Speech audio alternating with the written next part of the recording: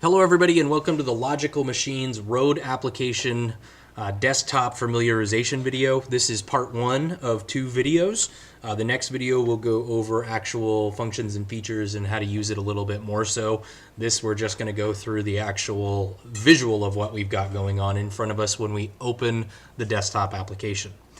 First things first, though, we want to make sure that our controller is hooked up to a laptop or a computer using the USB cable provided by Logical Machines. That USB cable is going to have two different ends. A male A end, which is the more standard version, that's going to plug into your laptop or computer. And then the male B end, which is more squared and has some sloped corners, that's going to plug into the bottom of the controller into this outlet right here. Alrighty, so let's open up our desktop application. And you're going to see some dominating features here. The first being the actual chart. This has some separative lines on it, horizontally positioned. One's going to be the bulk cutoff in green. The next will be the dribble cutoff in yellow. And then our target is denoted by a red line. Time is going to be on the x-axis and the weight will be on the y. You'll notice there's a little key up in the right-hand side here. That assigns a color to the particular line graph that will appear and assign the actual run number to it. This will append as we create more runs, and it will have a color associated to the run as it goes along. So up here, we've got our standard menu bar up top. Our File tab contains clear chart or table data. Please know if that you want to change anything in your parameters. If you have been running, before you clear this, you would want to come down to Save Table Data. That will save the table data from the lower left-hand corner that we see there into an Excel spreadsheet, which can therefore be transmitted to any other analytical software that you choose to use. The Save Chart JPEG will take a snapshot of the application, and that will save the line graph data created over here on the chart. This will clear out everything and allow you to start new data essentially with the clear chart table data if you have made any changes. The save job parameters will save any of those parameters that we changed, and then the load job parameters, should you make any actual documents that you've saved into your computer, you can load those from here into the application to use on the desktop. And we've also got exit the application as well. Under the Chart Options tab, we have Append Data. That will show up in our graph system over here. As we make another line, it will move to the right, and that will show us every run that we've done. You can choose to show your last run only, which will delete the last run and show you the current run. You can do show last 5 runs, which will show the last 4 runs, and then the current run you are achieving. In the Align Runs by Time, this will overlay the line graphs created, and the best time showing basically will be the victor there. And then the Auto Zoom on Dribble. So this can be used in concert with any of these 4 upper features in the chart options. And what that will do is it will zoom into the area from the dribble line to the target line and allow you to see the accuracy area of our run. In the Tools menu, we have S4, S5, S6 diagnostics, and that's going to bring up a little menu that looks like this. This would be used by a service member from Logical Machines to help troubleshoot any possible issues you may have with your machine.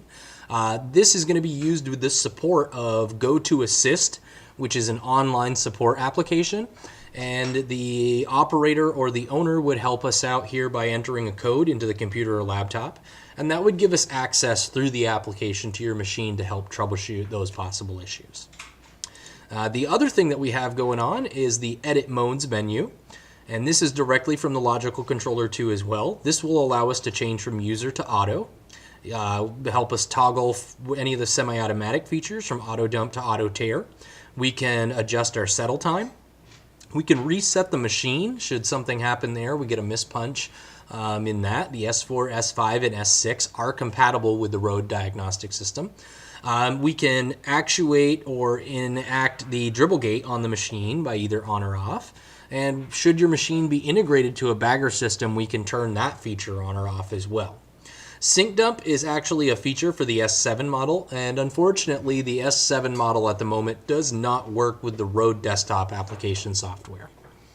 So anytime you make an adjustment here, either toggling on or off a feature, once you've made that selection, all you have to do is click on the Edit Modes button, and that will update any of the changes that you have made, whether you're activating or deactivating a certain feature. So basically what we got going on all over here with the other items here is we've got those controller items, and this will make our actual start feature of the machine. You're going to hear my machine actually activate in this video. It's just off to the side to me. So let's go ahead and take a look at these parameters here. We have an ability to change these. So I'm going to set up a little bit different of a setting here so we have a little bit different of a run that we see, so we can visualize these icons that appear where this target is. So I've changed some parameters, so I want to make sure I click my Edit Job to change those. Ooh, looks like my bulk cutoff didn't take. So we're going to set that, and then we're going to save those parameters to have them actually stay put. So now we're going to start our cycle. You're going to notice that the blue line represents our bulk phase, and that in the icon area we get a rabbit for the speed portion. Next we're going to click over into the dribble area, and that's going to show us a turtle or tortoise here.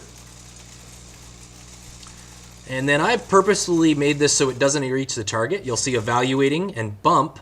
Those two features, so the evaluation will be the thinker icon, and then the bump will be a little bit of a road sign, and that bump feature is to get us up to that target weight.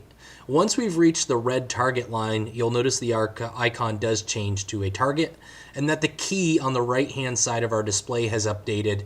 It is assigning an orange line for the next run. Even though it hasn't obviously started, it's already telling us that's what it's going to do. You'll notice that the chart in the left-hand corner has updated. So we've got run number 1 in the first cell. We've got a weight of 0.04 or 0.504, excuse me, and that's a half pound essentially. And then it shows us the time that it was actually achieved in seconds. Since we have these settings quite slow, this is what we end up with, is almost a 25-second run here, but that's just so we can see these icons essentially. This concludes the familiarization video from Logical Machines for the desktop icon application.